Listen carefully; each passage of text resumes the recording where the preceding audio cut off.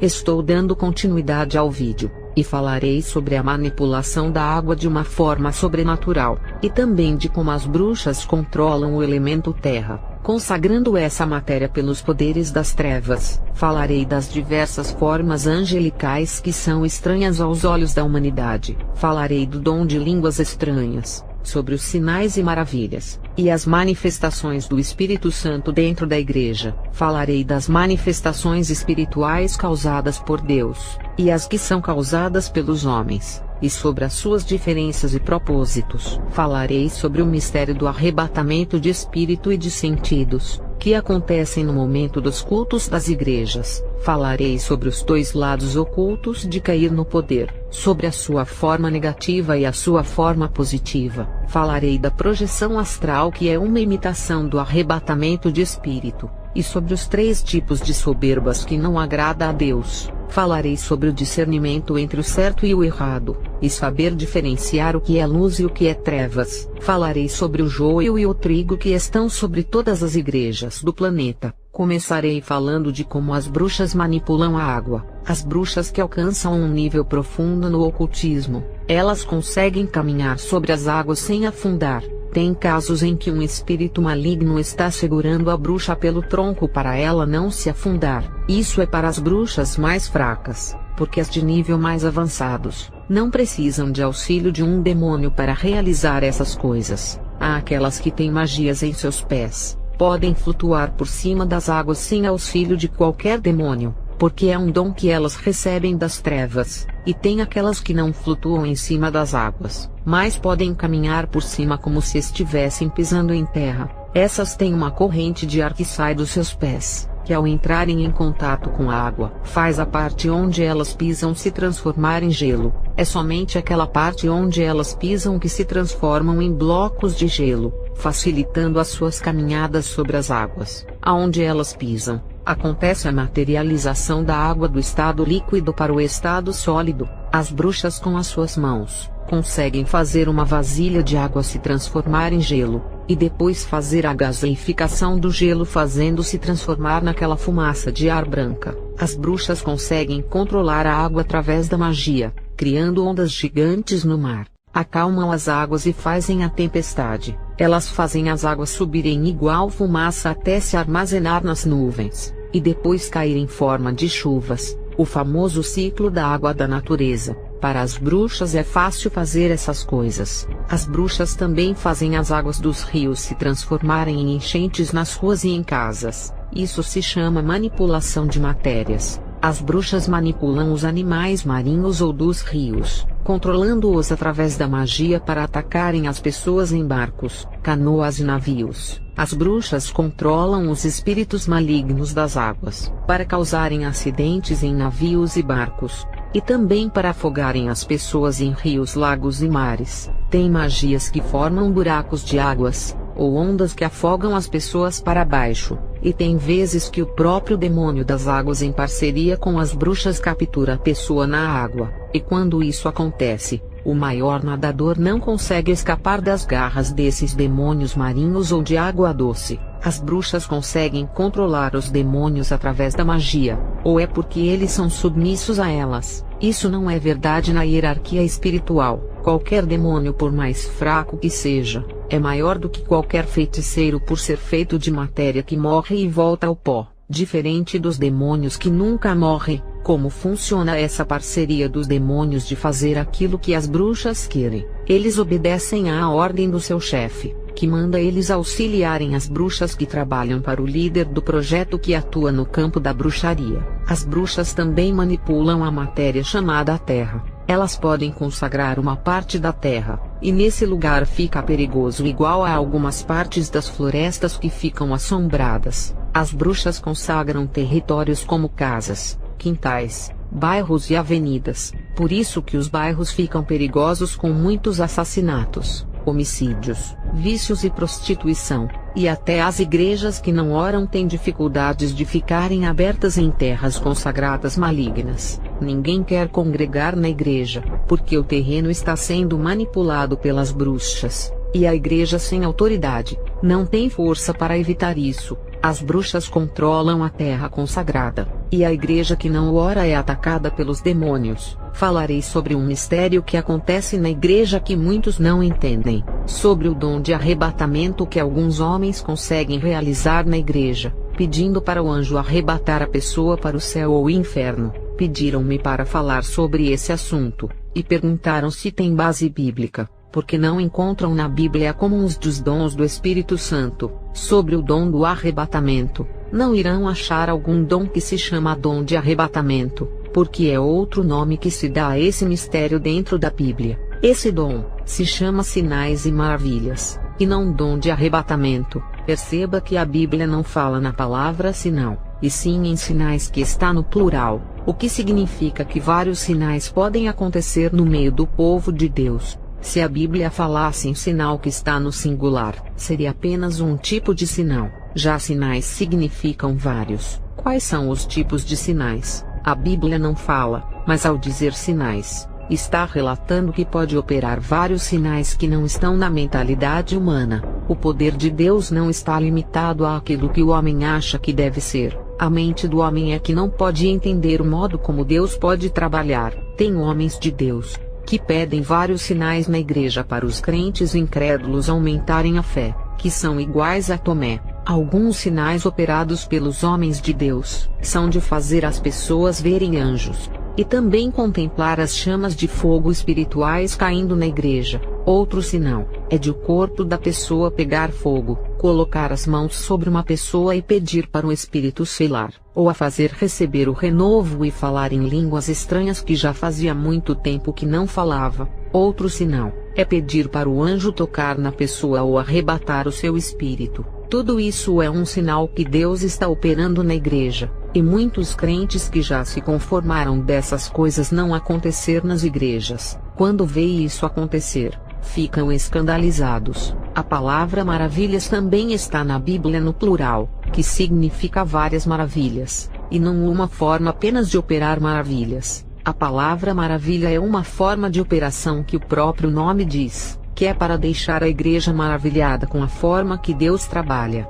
1 Coríntios 12 versos 6. E a diversidade de operações, mas é o mesmo Deus que opera tudo em todos. Percebeu essa pequena palavra diversidade de operações, que são as várias formas que Deus trabalha no meio do povo. A Bíblia não revela essas formas, e tem coisas que são novidades para os nossos olhos. Eu só tenho que glorificar a inteligência desse nosso Deus. Sobre o dom de sinais e maravilhas, temos Moisés que recebeu, e além de mandar as pragas ao Egito, abriu o mar vermelho e fez a água sair da rocha no deserto. Isso é dom de maravilhas, e dom de sinais também, sinal que Deus estava com eles. Elias que fez fogo físico cair do céu, envergonhando os profetas de Baal, dom de maravilhas e de sinal de que Deus estava com ele. Elias manipulou as leis da natureza por um tempo, e o fluir do Jordão cessou até que ele e seu servo tivessem passado. Segundo Reis 2 verso 8, as leis da natureza são invertidas através dos milagres. Exemplo, o ferro do machado afundou, e Eliseu fez nadar flutuando. Segundo Reis 6, versos 5 e 6. O dom foi usado como um sinal. Quando Samuel pediu que trovejasse na época da colheita, Samuel pretendia que as pessoas fossem alertadas do fato de que estavam pecando contra o Senhor ao pedirem um rei, pois rejeitavam o governo vindo do céu. 1 Samuel 12 verso 17. Outro exemplo notável da operação de maravilhas é aquele realizado pelo homem de Deus que se dirigiu a Betel, e clamou contra o altar levantado por Jeroboão. 1 Reis 13, versos 2 ao 4, o servo do Altíssimo profetizou, de que os ossos dos homens deveriam queimar sobre ele, como um sinal de que sua profecia era realmente a palavra do Senhor. Ele fez com que o altar se fendesse e a cinza se derramasse. Quando o zangado rei estendeu sua mão para o profeta, a mão do rei secou. O caso de Sansão, quando um filhote de leão veio bramando contra ele, o Espírito de Deus apoderou-se de Sansão, capacitando-o a agarrar o leão pelas mandíbulas e o matá-lo. No entanto, quando ele voltou para os seus pais, não se referiu ao milagre. Juízes 14, versos 5 e 6. Quando Paulo estava na ilha de Pafos, e o encantador Elimas o resistia, Enquanto ele pregava o evangelho da graça de Deus para o procônsul, Paulo, no poder do Espírito, fez com que Elimas ficasse cego por algum tempo, sinal que convenceu o procônsul de que a doutrina de Paulo era a verdade de Deus. Atos 13 versos 6 ao 12. Jesus manifestou esse grande dom de sinais e maravilhas em diversas ocasiões, como por exemplo, alimentando mais de 5.000 homens famintos a partir de 5 pães e 2 peixinhos. Mateus 14 verso 19 ao 21. Dei exemplos de várias maravilhas, uma diferente da outra, e de sinais diferentes um do outro, que é a prova de que Deus tem várias formas de trabalhar. A mente evangélica é pequena demais, e só pensam que Deus não pode trabalhar de outras maneiras, e tem que ser da maneira que eles pensam, ou de que Deus trabalha de uma única forma, e não pode ter outras maneiras de trabalhar. Sobre os sinais de arrebatamento, se aconteceu em minha igreja ou outros sinais extraordinários, posso dizer que nunca aconteceu. Cada um tem um dom para trabalhar. Isso nunca aconteceu no ministério onde eu congregava, mas como eu conheci o mundo espiritual, e vi coisas extraordinárias no mundo da luz e coisas sobrenaturais no mundo das trevas, para mim não é novidade só das bruxas manipularem os elementos da natureza e caminharem sobre as águas. Já é um dom de sinais e maravilhas da parte das trevas, que é uma imitação ao dom de Deus, porque um crente não pode orar por uma pessoa e pedir para um anjo arrebatar. Não vejo nada de errado nisso. Na bruxaria, isso é tão comum. As bruxas conseguem fazer uma pessoa ser arrebatada através de um ritual. As próprias bruxas conseguem ser arrebatadas usando as suas magias. Isso no mundo da bruxaria se chama projeção astral, onde a alma sai do corpo da pessoa. As bruxas mais poderosas conseguem fazer essas viagens, enquanto seus corpos ficam adormecidos como mortos, ou quando seus sentidos são retirados do corpo para viajarem. Elas saem dos seus corpos e caminham pelas ruas, avenidas e até entram nas igrejas para sondarem o povo de Deus. Através da viagem astral, as bruxas vão para outros bairros, cidades e até vão para outros países. E tem aquelas que descem ao inferno para uma reunião com os seus líderes. Essas viagens astrais não são difíceis para os demônios. Isso para eles realizarem não é nada. E o nosso Deus não pode fazer a mesma coisa, arrebatando a alma de uma pessoa. Uma irmã me disse que apareceu um anjo com aparência de mulher quando ela orava. Esse anjo da forma feminina estava nos ares. Parecia uma guerreira por estar vigiando algo. Um irmão disse a mim que não está na Bíblia anjos de formas femininas. Eu disse a ele de que o fato de não ter na Bíblia, não significa que não tenha no mundo espiritual. Lembrem-se de que nos vídeos anteriores, eu disse que o mundo espiritual é tão complexo que não entendemos os mistérios de Deus. Não ter anjos femininos na Bíblia, não significa que no mundo espiritual não tenha. Nem tudo foi revelado do mundo espiritual, e essas coisas são como uma caixa de surpresa, que a pessoa irá conhecer quando morrer e for ao céu. Quando se fala de anjos femininos, os sábios das escrituras se escandalizam, mas quando se fala de demônios femininos como Iemanjá, Pombagira e Oxum, eles acreditam. Eu pergunto, se existem demônios femininos, por que não pode ter anjos femininos da parte de Deus? Tanto os demônios quanto os anjos foram criados com a mesma essência, porque os demônios já foram anjos no passado. Eu nunca vi um anjo feminino, mas na bruxaria convivi com os demônios femininos. Quando Deus criou todos os animais da terra, da água e dos ares, Ele criou macho e fêmea, e até nos insetos tem formas sexuais. Por que no mundo espiritual, que é mais complexo e diversos, eu não vou crer que tenha anjos femininos? No livro de Mateus 22 verso 30 fala assim: na ressurreição, as pessoas não se casam, nem são dadas em casamento, mas serão como os anjos do céu. Os anjos do céu não podem se reproduzir e não se casam, porque essas coisas são da natureza da procriação da carne, e os seres humanos têm esse desejo de formar uma família sendo pai e mãe. Esses sentimentos paternais e maternais não estão nos anjos porque são espíritos, e todos os seus desejos estão voltados para adorarem a Deus. O fato dos anjos não se casarem, não significa que todos têm a mesma forma masculina. A forma feminina de um anjo, não significa que tenha um órgão reprodutor sexual que confirma o seu gênero de mulher. No céu, não existe homem ou mulher, todos são a igreja e iguais em suas essências. Mesmo que a serva de Deus tenha sua forma feminina que é ter os cabelos longos e compridos, e os homens estejam com as suas formas masculinas, todos serão a mesma coisa,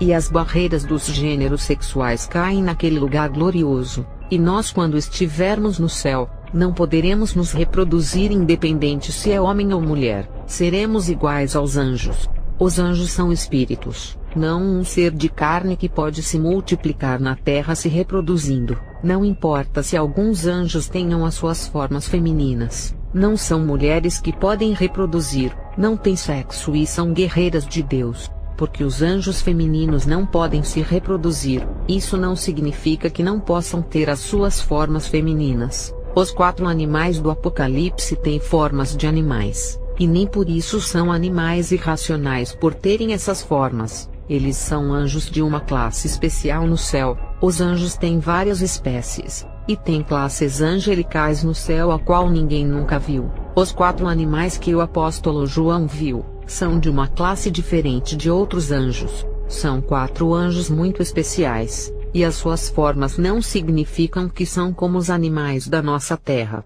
E nem se pode comparar esses seres espirituais do céu com animais irracionais da terra. E a mesma coisa é comparar um anjo feminino com uma mulher reprodutora da terra que tem desejos de casar, ter filhos e reproduzir a sua prole. Esses anjos das formas femininas não são mulheres, e são seres angelicais que fazem parte de um tipo de classe de anjos. Quem garante que esse 1/3 dos anjos que Lúcifer arrastou do céu com ele, foram todos com as suas formas masculinas? Se fossem todos de formas masculinas, não existiam tantos demônios femininos no mundo que atuam na área do sexo, prostituição, sensualidade e sedução. Esses demônios femininos já foram anjos no passado, e acredito que tinham formas femininas. O mundo espiritual é tão gigante com diversos anjos e classes. Não é impossível ver essas coisas. Os querubins que o profeta Isaías viu, tinham formas de homens com pés de bezerro.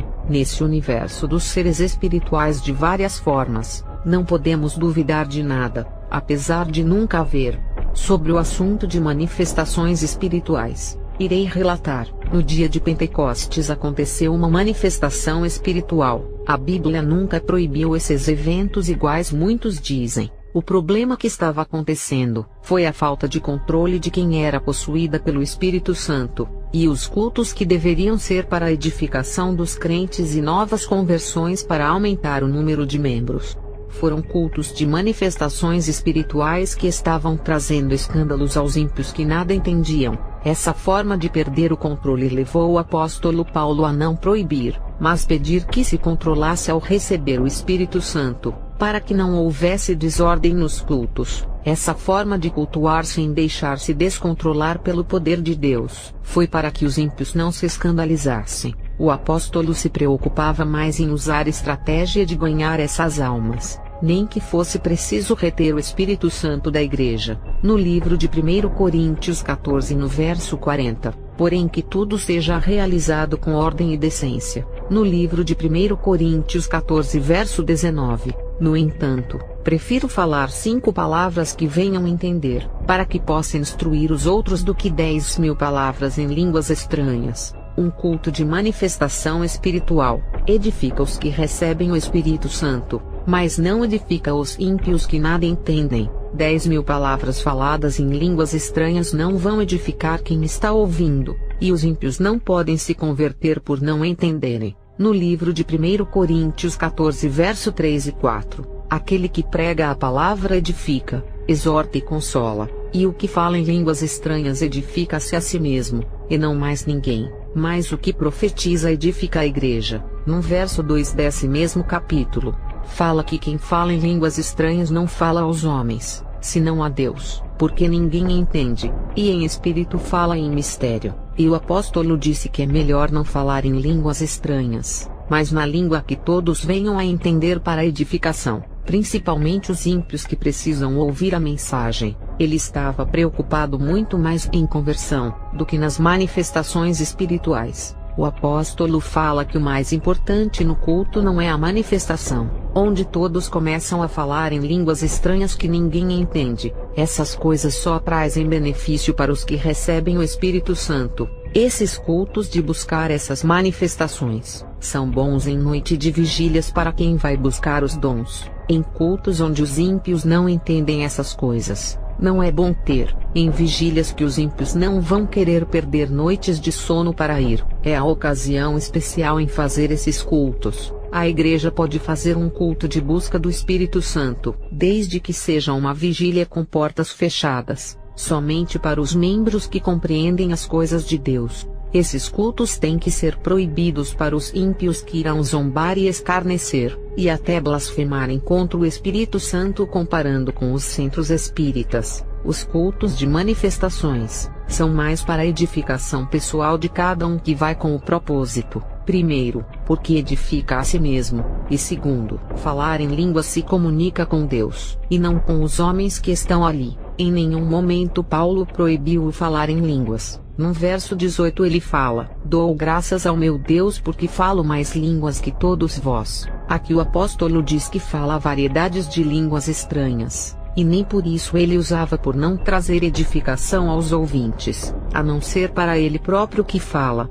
E no verso 5, ele diz que aquele que fala em línguas, que tenha intérprete para que a igreja receba edificação. Em nenhuma parte da Bíblia fala que as manifestações espirituais são antibíblicas, mas para ganhar as almas pedem ordem nos cultos. Se na Umbanda acontece isso, lembre-se que antes dessas religiões de danças existirem, no dia de Pentecostes já havia acontecido essas manifestações, e antes desse dia, os sacerdotes já experimentavam. E as religiões africanas e indígenas não criaram essas manifestações, mas copiaram do povo de Deus. É muito errado em dizer que aquela igreja está imitando os cultos da Umbanda, sabendo que essas manifestações sempre existiram desde o tempo de Israel. O salmista Davi dançou, o que causou escândalo para sua esposa. Ele dançou em espírito, não na carne, igual Miriam dançou. O diabo sempre irá imitar as coisas de Deus. Ele é invejoso, copiador das coisas originais de Deus, pirateando tudo o que é da parte de Deus. Sobre o cair no poder, que muitos dizem que são atividades que não está na Bíblia, não se pode dizer que essas coisas são somente atividade dos demônios. Temos que ter discernimento espiritual quando for tratar de um assunto tão delicado como esse. Uma interpretação errada em dizer que não está na Bíblia, e que esses acontecimentos são obras das trevas, pode blasfemar contra o Espírito Santo com essa forma de pensar. Não é porque os falsos profetas fazem esses sinais na igreja, que devemos condenar esse acontecimento como do diabo. Lembra do que eu disse? O diabo não cria nada, só pega aquilo que Deus criou e manipula. Os dons que as bruxas recebem no mundo das trevas não são nada inventados e nem algo novo, tudo é copiado dos dons do Espírito. Antes de falar alguns versículos, vou resumir sobre os acontecimentos espirituais que precisam ter discernimento através do Espírito,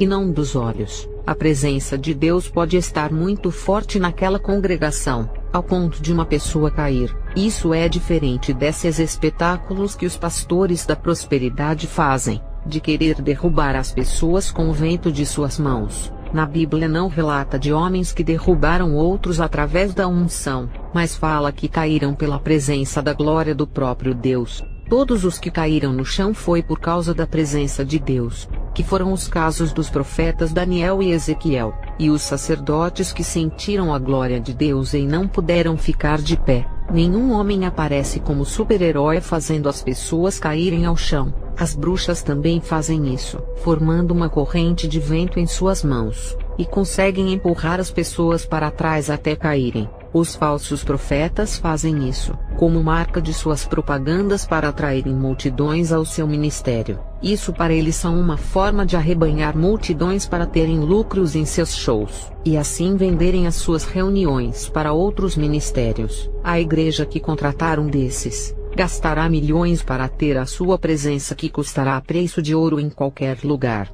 Eles gostam de fazer cultos em estádios de futebol, por terem a capacidade de aglomerar muitas pessoas. Quanto mais clientes, mais dinheiro do ingresso vão ter. Eles contrariam a palavra de Deus, que fala sobre a glória de Deus quando foi manifestada, e os profetas e os sacerdotes não ficaram em pé. A Bíblia é clara ao falar que a presença de Deus causou isso, e não diz que eles caíram porque um profeta estendeu as suas mãos em suas direções provocando as suas quedas. Nesse caso, quem está fazendo o povo cair não é a glória de Deus, e sim o homem. A força espiritual não está vindo das mãos de Deus, e sim das mãos do homem. A glória não está vindo do alto do céu, mas da terra através de um homem. Isso é transferir todos os créditos da glória de Deus para si mesmo, e trazer a exaltação ao próprio ministério, e todas as atenções ficam voltadas para o profeta e centradas nele, não no poder de Deus. A fé é desviada de Deus para o homem.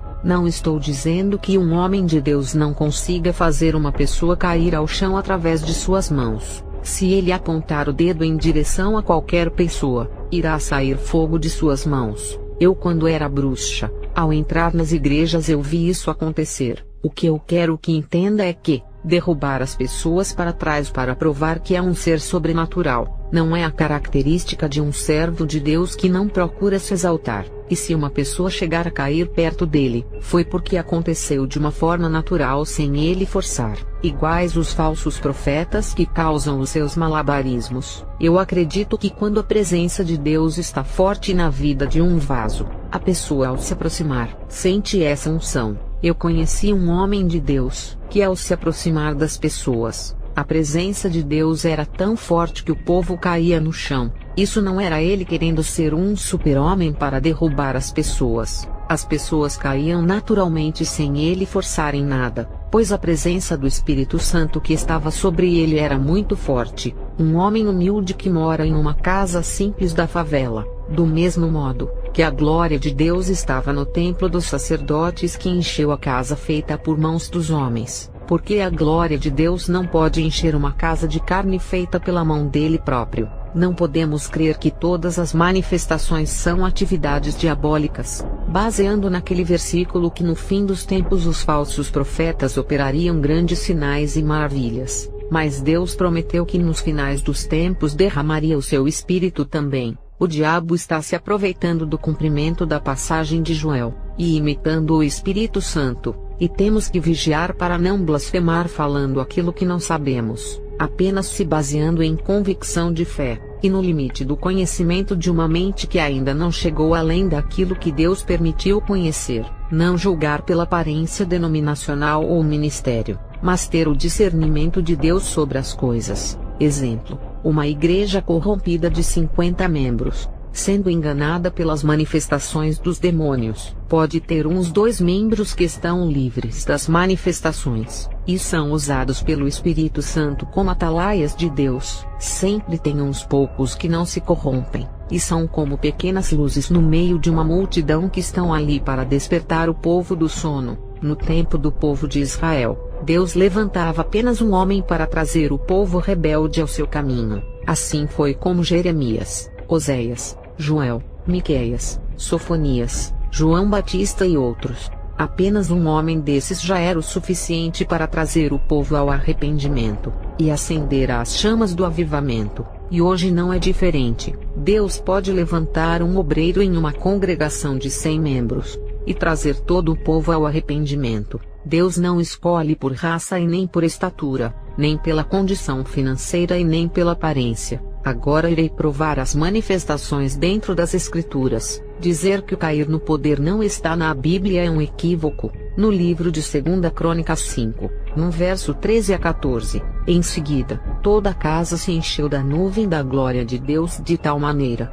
que os sacerdotes não conseguiam permanecer em pé para dar sequência ao serviço, porque a glória encheu o templo de Deus. Essa é a prova que ninguém pode permanecer em pé diante da glória de Deus. Não podemos negar essa realidade. Daniel 10 verso 8. Assim, fui deixado a sós admirando aquela grande visão. e me senti enfraquecido, trêmulo e muito pálido, e quase desfaleci por completo. Então, eis que ouvi a voz das palavras do anjo, e ouvindo o som do que dizia perdi os sentidos, entrei em um estado de êxtase e caí de bruços com o rosto em terra. Daniel caiu com o poder de Deus. Em Daniel 8 verso 16 ao 18, e ouvi a voz de um ser humano que vinha da direção do rio Ulai, e bradou: Gabriel, revelai a este homem o significado da visão. Assim que ele se aproximou de onde eu estava, fiquei apavorado, e caí prostrado com o rosto frente ao chão.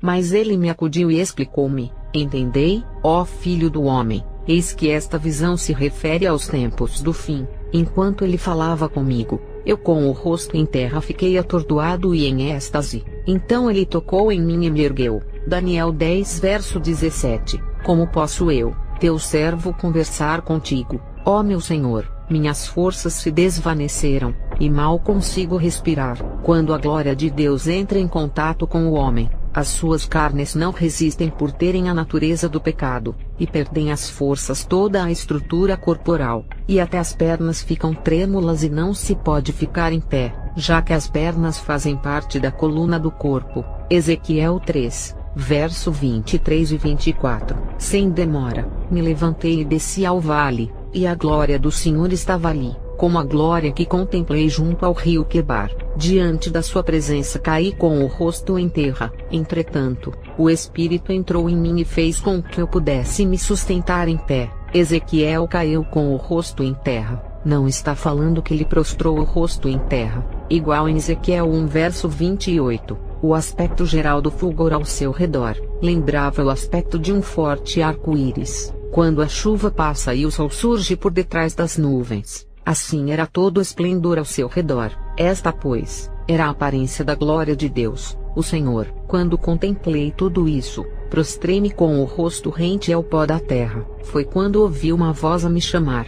Aqui também não fala que ele se ajoelhou e colocou o seu rosto no pó, igual em Ezequiel 44 verso 4. Ele fala que caiu de rosto ao chão em Ezequiel 3 verso 23 e 24, Atos 2 verso 12 e 13, e todos se maravilhavam e estavam suspensos, dizendo uns para os outros: Que quer isto dizer? E outros zombando diziam: Estão cheios de mosto. No dia de Pentecoste, eles ao receberem o Espírito Santo pareciam embriagados pela glória que desceu ali, e foram chamados de bêbados porque começaram a falar outros idiomas. Uma pessoa bêbada caminha cambaleando de um lado para o outro, e pode até cair pela embriaguez. Eu acredito que alguém deve ter caído, não todos, porque a descida do Espírito Santo foi muito forte e igual a um vento impetuoso. O cair no poder é bíblico, e na década de 80, nesse tempo quando o povo orava muito acontecia, quem resolvia dar lugar para o Espírito Santo,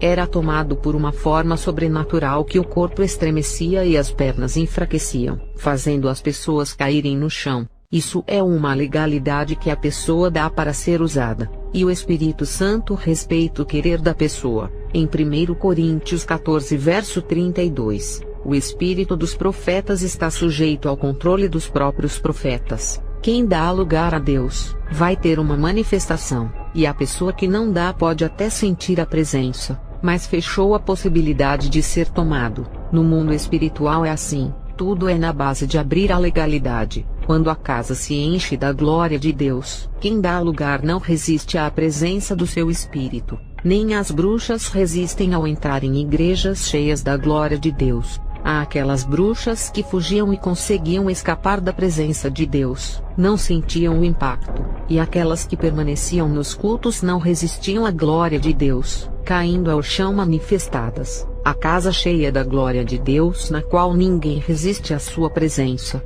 Isso é doutrina bíblica. Aos que se colocam como sábios demais, dizem que não é bíblico, e até julgam pela forma de alguém cair no chão. Teve um irmão que disse assim: se a pessoa cair de frente é o Espírito Santo, mas se cair para trás é o diabo. É a mesma coisa de pegar uma moeda, jogar para cima e dizer: se cair em cara é o Espírito Santo, e se cair em coroa é o diabo. Isso é uma regra segundo aqueles que se exaltam serem espirituais. segundo os seus pensamentos. Que grande discernimento é esse, saber que através da queda de uma pessoa, se é Deus ou o diabo que a fez cair. Eles usam Ezequiel 3 verso 23, para dizer que o profeta Ezequiel caiu de frente com o rosto ao chão, por causa da glória de Deus e não de costas. E usam também Daniel 8 verso 17, para dizerem que o profeta Daniel caiu de frente com o rosto ao chão por causa da glória de Deus. O que é triste saber, é que muitos tentam ser mais sábios do que a própria Bíblia, pegando versículos isolados para fazerem a sua própria doutrina segundo aquilo que eles acreditam. E se formos procurar uma explicação sobre a forma de uma pessoa cair, se é Deus ou não, nunca encontraremos uma convicção certa em afirmar de que quem cai de frente com o rosto no chão é Deus, e quem caiu para trás é o diabo. Isso é ignorância de quem procura encontrar resposta ao inexplicável. Isso não é dom de discernimento. O dom de discernimento de espírito é discernir o espírito que está se manifestando na pessoa, não discernir através da queda do corpo físico. Quando a casa se encheu com a glória de Deus, os sacerdotes não paravam em pé. Em nenhum momento fala que eles caíram de frente ou de costas, porque Deus não está preocupado com coisas fúteis. Uma pessoa embriagada do vinho não escolhe de como vai cair, se é de frente ou de costas. Teve um dia que eu estava na rua, e veio o vento forte em direção ao meu rosto que parecia que queria me derrubar para trás. E depois esse vento mudava de direção, e já estava ventando em meu lado direito, assoprando o meu braço. Outras vezes já fui surpreendida pelo vento que vinha em direção às minhas costas, e a sua força queria me empurrar de rosto ao chão. No dia de Pentecostes, um vento impetuoso encheu a casa. Alguém sabe me dizer de que lado veio esse vento? Ninguém sabe se veio do sul, do norte, do leste ou do oeste. No livro de João 3 verso 8, o vento sopra de onde ele quer. Você escuta o seu som, mas não sabe de onde veio e nem para onde vai. Assim ocorre com todos os nascidos do Espírito. Eu sei que espiritualmente esse versículo está falando dos homens de Deus que fazem a obra, e são comparados ao vento. Eles não sabem para onde vão, e são guiados por Deus ao lugar que o Espírito enviar. O que vou falar aqui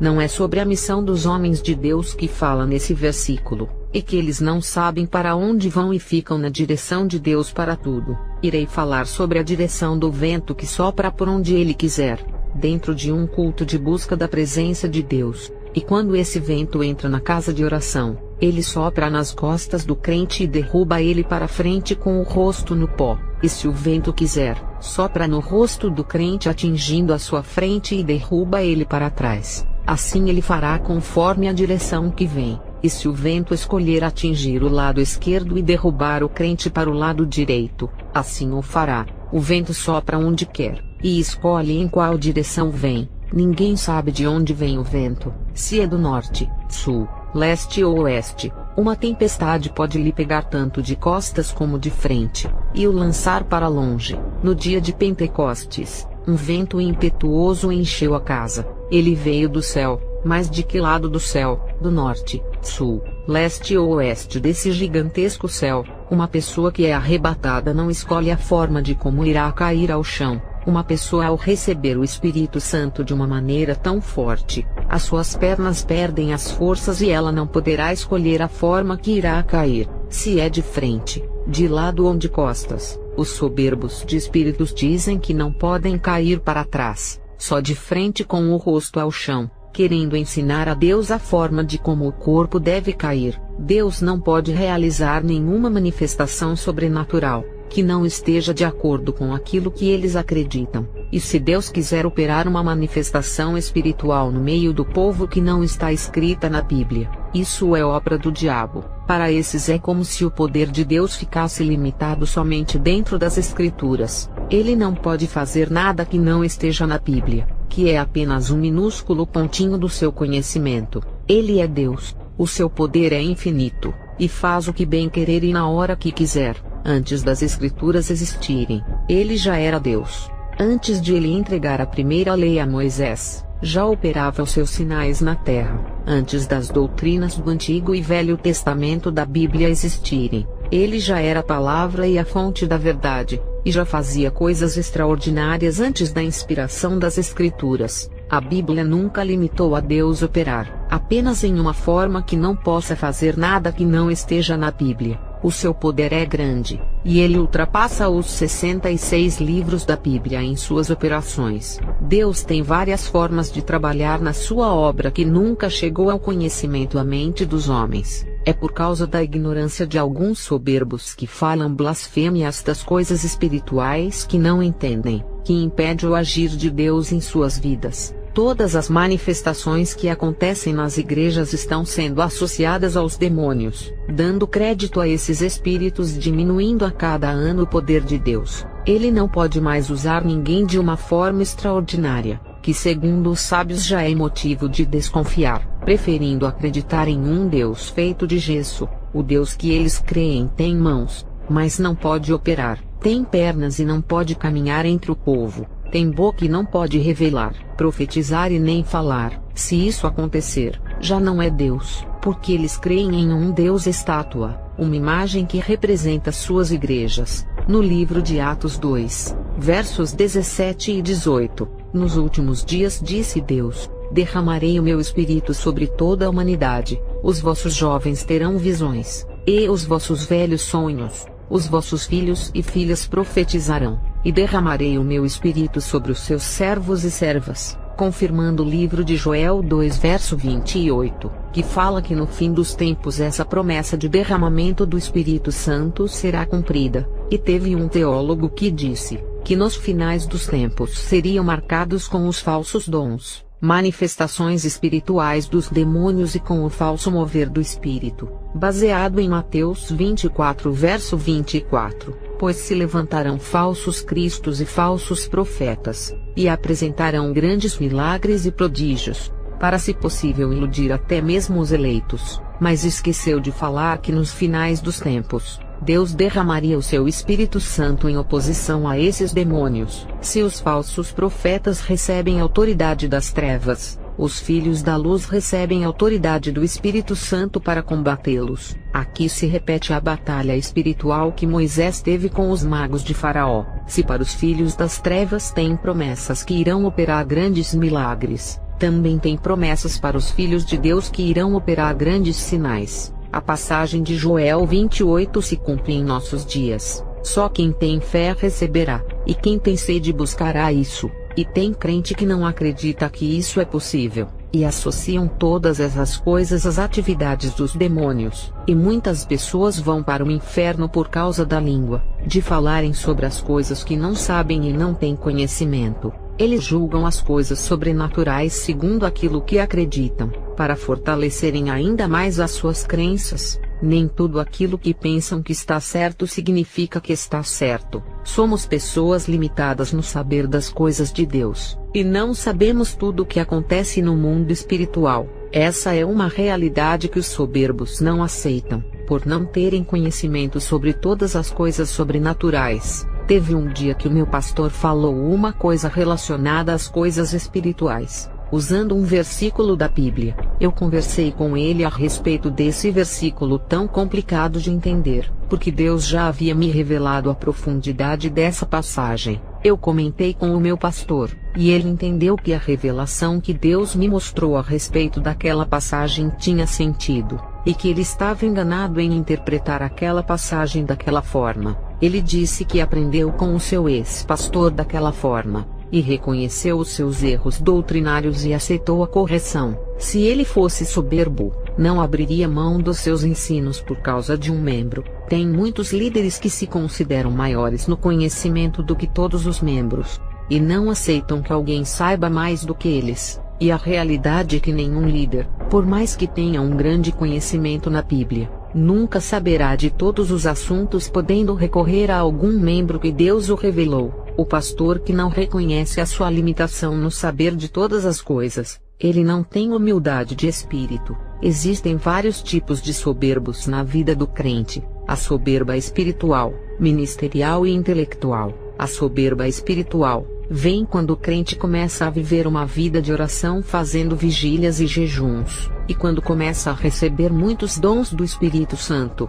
e Deus começa a operar sinais e a curar pessoas por intermédio desse crente. A sua natureza humana é tão fraca que deixa a exaltação crescer. Ele tem que ter reconhecimento que não é nada, apenas um instrumento de Deus. Se Lúcifer, que foi criado perfeito e com várias qualidades, não conseguiu se dominar deixando a soberba crescer nele, imagina nós que somos imperfeitos e de carne, e tem a soberba intelectual daqueles que pensam que sabem de todas as coisas do mundo espiritual. Esses se colocam como os donos do saber, e não aceitam serem contrariados em seus pontos de vistas, e julgam todos os ensinos que não seguem às suas teologias, e julgam os mistérios de Deus. Julgar as coisas de longe, através de um vídeo de manifestação na internet, é falta de sabedoria. É preciso estar dentro das manifestações e ter o discernimento no meio do povo, seja pela presença dos espíritos malignos, visões ou revelações de Deus. Não se julga uma manifestação pelos olhos carnais, por estar vendo os acontecimentos dentro do templo. Para afirmar se algo é de Deus ou não, tem que ter discernimento, e não julgar pelas suas crenças teológicas daquilo que acredita ou não, até porque não temos conhecimento se aqueles ensinos bíblicos que tivemos na igreja estão corretos. Com tantas correntes teológicas existentes no mundo, com várias igrejas diferentes em suas doutrinas, essa é a prova da imperfeição humana no conhecimento das coisas de Deus. Por conhecer muito pouco sobre o conhecimento espiritual da parte de Deus, cada homem, ao abrir uma igreja, irá estabelecer um tipo de doutrina para reger os membros, desde que as doutrinas que regulem a igreja não venham ferir as escrituras. Os homens podem fazer regulamentos para organizar os cultos, e estabelecerem um tipo de ensino dentro da palavra de Deus, e até as igrejas sérias nunca vão ser iguais em seus ensinos, provando que os homens não têm todo o conhecimento das coisas de Deus. Por isso que cada igreja vai ter divergências em seus ensinos. O que falta em uma igreja tem na outra, que também falta alguma coisa que terá em outra igreja. Tem igrejas que oram muito, mas não têm conhecimento, e tem aquelas que têm conhecimento e não oram. Umas igrejas são voltadas para o evangelismo, enquanto outras são voltadas para a oração. Tem igreja que trabalha com libertação, e outras com o conhecimento da doutrina. O que falta em uma igreja tem na outra, provando que não existe ministério perfeito, e nem pastor que tenha o conhecimento de tudo ao ponto de fundar a igreja perfeita. E tem a soberba ministerial que o fundador da igreja tem ao abrir o seu ministério, e faz propaganda do seu ministério assim: aqui é a arca de Noé, quem não entrar nessa igreja não se salvará. E fazem aquele marketing de que o único lugar que Deus opera é ali, criando o partidarismo de sua igreja, e assim nasce a soberba no povo, que pensam que são os únicos da terra escolhidos de Deus para a salvação, seguindo os mesmos modos das seitas, se fechando dentro de seus territórios iguais às religiões. As seitas são partidaristas, e pensam que só eles são salvos e seguem o caminho certo. A igreja está nos quatro cantos do mundo. A igreja é invisível, porque não sabemos quantas pessoas servem a Deus nesse planeta. Quem enxerga que a igreja certa se limita em uma placa, e está presa àquelas quatro paredes, não conhece a obra de Deus no mundo. Em Apocalipse 7 verso 9, o apóstolo João viu vários povos de todas as nações, tribos, povos e línguas, e ninguém podia contar a multidão. Isso contraria a mente religiosa dos partidos evangélicos, que falam que só os membros de sua igreja serão salvos. Jesus é grande,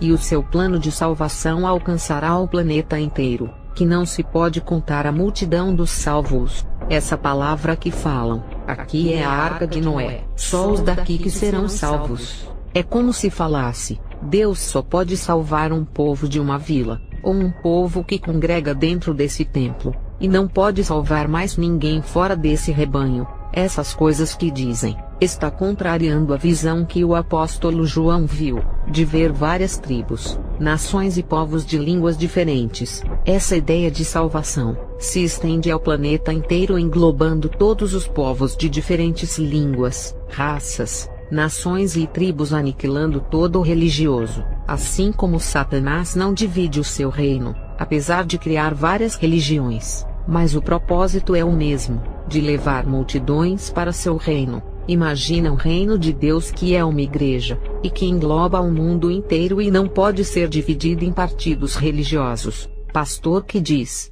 a minha igreja é melhor. Esse é soberbo, e ainda diz que nenhum ministério presta, e que todos vão para o inferno. Não existe ministério perfeito, porque se tivesse, o apóstolo João não teria enviado cartas de conserto para 7 igrejas, até a igreja de Filadélfia, que estava em condição melhor se comparando com as outras igrejas, já estava com pouca força para continuar, provando que não era perfeita, e as demais igrejas que estavam em situações piores do que a Filadélfia, Jesus não desistiu delas, e exortou todas a um tipo de conserto. Mais uma vez, a palavra de Deus está contrariando o partido dos religiosos, que diz que todas as igrejas vão para o inferno, e nenhuma igreja do partido religioso vai. Aonde tem o trigo, também tem o joio, umas têm mais e outras têm menos. O que determinará a quantidade de joio em trigo de uma igreja é o dia da colheita. A ceifa chegará a todos. A realidade é que em todos os templos irão ter aqueles grupos que causam a divisão, e dentro das igrejas mais sérias vai se formar o joio para destruir a santidade do trigo. É a famosa guerra espiritual interna, que o pastor pregador da verdade terá contra o grupo do joio. O grupo do joio faz o povo não crer em seus ensinos, e tentam tirar o pastor do ministério pastoral, derrubando a sua vocação. Tem aqueles de dentro da igreja que resistem à sã doutrina, e nunca irão segui-la, e os que pregam a sã doutrina em suas igrejas, falam também do seu ministério, afirmando que todos vão ser salvos por estarem debaixo de suas placas de denominações. E tem aquelas igrejas sem doutrina alguma, que eles afirmam que irão se salvar, mesmo que a igreja seja liberal, e seu pastor não ensine o povo a renunciar. Isso não significa que ninguém será salvo, porque a Bíblia diz que aonde tem o joio, o trigo estará junto. Mesmo que sejam umas 3 pessoas de uma igreja que não é santa, esses 3 podem ser salvos. Não podemos afirmar que todos vão para o inferno. No livro de Mateus 3 e verso 3 a 8, Jesus deixa bem claro sobre a semeadura da palavra, e sobre os tipos de terreno que ela irá semear. Ele diz que mesmo a semente caindo em boa terra, uns dará 100, e outros darão 60 e outros 30. Isso quer dizer que cada ministério dará frutos com certa quantidade de almas salvas. Uns darão poucos e outros darão mais almas. Não existem igrejas que não irão salvar ninguém. O ladrão da cruz do Calvário foi salvo, e não obedecia à lei de Moisés, porque a misericórdia de Deus chegou para ele. E no evangelismo fora dos templos, como indo aos hospitais, quantas pessoas internadas em hospitais que não são crentes, nunca foram membros de igrejas e aceitam a Jesus, e são salvas nos últimos momentos. Quando Deus quer salvar, Ele vai ao encontro da pessoa, não importa qual igreja que ela esteja.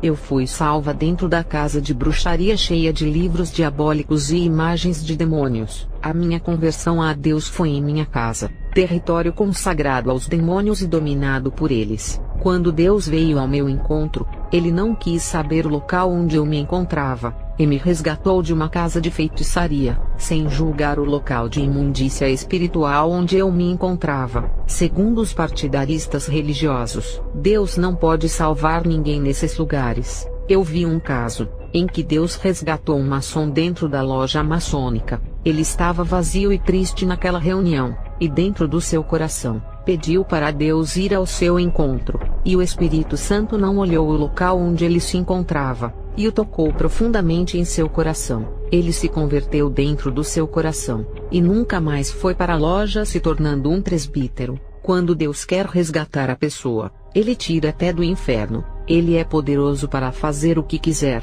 Um rapaz me contou que estava com pneumonia, e foi curado em uma igreja que não ensinava santidade. Fiquei confusa com essa situação, e comecei a orar a Deus pedindo uma resposta. Eu disse assim: como pode esse rapaz ser curado em uma igreja reprovada por Deus que não prega a verdade? E Deus me mostrou em uma visão quando eu orava. Esse jovem entrava na igreja que estava cheia de pessoas em um culto de cura. As pessoas acreditavam naquele pastor como um curador, e pediam oração pegando um copo de suco de uva ungido que não era da Santa Ceia. Os ímpios pegavam o copo de suco como se fosse sagrado, acreditando que iria curar todas as enfermidades. Essas coisas de consagrar a matéria, passando energia para que se torne uma substância milagrosa. As bruxas fazem essas coisas também, e todas as pessoas pegaram o suco milagroso confiantes de que seriam curadas. O jovem entrou nessa igreja, e não foi pegar o suco no altar com vergonha, mas chegando à igreja se ajoelhou, e humilhou-se diante de Deus e depois pediu a cura. O arrependimento dele foi essencial para curar não só o seu corpo, mas também a sua alma. Ele não dirigiu a sua fé para aquele falso pastor e nem em seu suco milagroso. Ele dirigiu a sua fé para o alto, e alcançou o Salvador das almas e recebeu a cura de sua pneumonia. Deus não olhou para a aparência da placa denominacional onde ele estava, mas olhou para os desejos de seu coração. Deus não julgou o local nem o nome da obra que ele se encontrava, mas ouviu o seu clamor e foi ao encontro dele. Esse jovem hoje é crente de uma igreja que não é conhecida, e não congregou nessa igreja famosa onde ele recebeu a cura. Deus não mede esforços para fazer a obra na vida das pessoas, não importa o local onde a pessoa se encontra. Já a questão de congregar, Deus irá guiar para a igreja certa. Deus tem várias estratégias de trazer as pessoas para Ele, não olhando a condição da pessoa e nem o lugar que ela se encontra. Romanos 10 verso 13. Todo aquele que invocar o nome do Senhor será salvo. O homem pode estar dentro do presídio, Deus não olha o local de sua humilhação, e se invocar o nome de Jesus, será salvo. Se estiver em uma casa de prostituição, bebendo e usando drogas, e está arrependido do que está fazendo, ele irá resgatar, porque tem prazer de redimir os pecados de todos aqueles que o invocarem. Se estiver vendendo drogas na boca de fumo, e clamar a ele pedindo socorro para lhe tirar dessa vida, invoquem o seu nome e ele o salvará. Ele não olha se está nos piores lugares mais abomináveis do mundo, e resgatará das profundezas da areia movediça e fétida. Não limite o poder de Deus, dizendo que ele só opera em igrejas sérias. Ele opera onde tem almas perdidas, porque ele não é Deus de placa, mas Deus de almas. Ele quer operar em vidas, não só nas pessoas que congregam naquela única igreja. Os pastores de partidos que só pensam que Deus opera em suas igrejas, querendo prender o Espírito Santo somente para eles. Quando tem manifestações na igreja desses pastores, eles falam que é Deus sem discernir os espíritos, mas quando as manifestações são em outras igrejas, é do diabo segundo eles. Não importando se a igreja é séria, o trabalho de Deus é atribuído aos demônios para esses. Querem ser oniscientes em querer saber de todas as coisas sem entendimento algum. Aonde tem o trigo, também tem o joio, e está nas igrejas deles também. Por mais que a igreja pregue a verdade e tenha manifestação pentecostal, não significa que todos estão com o Espírito Santo. É claro que o joio irá ser usado, mas não pelo mesmo espírito do trigo. Existem muitas igrejas maçônicas que não foram criadas para salvar as almas. A maioria não são igrejas e se camuflam como casa de oração. Essas não são igrejas, e não podem ser consideradas como a casa de Deus, porque foram criadas pela maçonaria para o engano. São instituições maçônicas ou empresas religiosas, que estão disfarçadas para crescerem os seus nomes, suas marcas e divulgarem suas doutrinas. E o povo que congrega nessas falsas igrejas não estão no caminho certo, e seguem a estrada que leva ao inferno. Nessa conclusão, muitos irão dizer que o povo vai inteiro para o inferno, e mesmo enganando o povo e muitos morrendo e indo ao inferno, alguém inocente que é o trigo irá se salvar, se despertando desse sono alcançando a salvação. Não é possível que nenhuma alma se salve ali. Deus não mede esforços de resgatar almas nesses tipos de igrejas. Eu sei porque eu era de uma escola de bruxas, e dessa escola, eu e mais 2 bruxas fomos resgatadas pelo poder de Deus. Vou dar o exemplo do jovem que foi curado em uma igreja de porta larga,